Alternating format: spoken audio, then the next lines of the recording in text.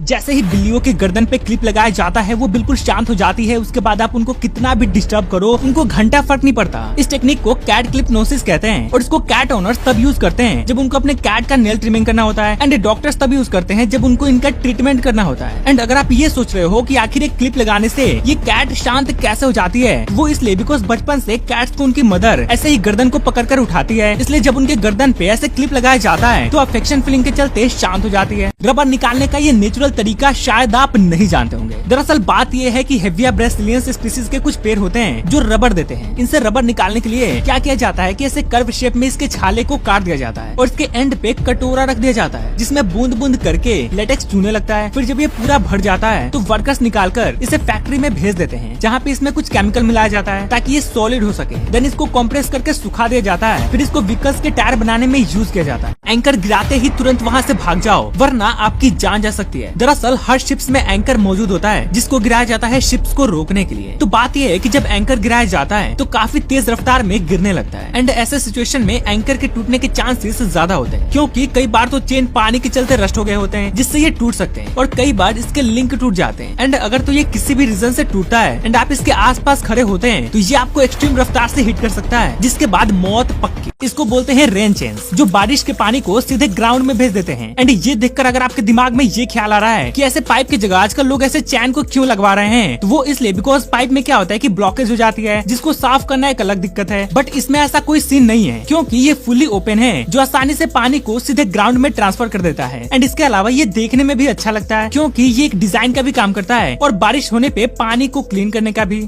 इस खूंखार हथियार में अपना हाथ डालने की गलती कभी मत करना वरना शोले का ठाकुर बनकर रह जाओगे।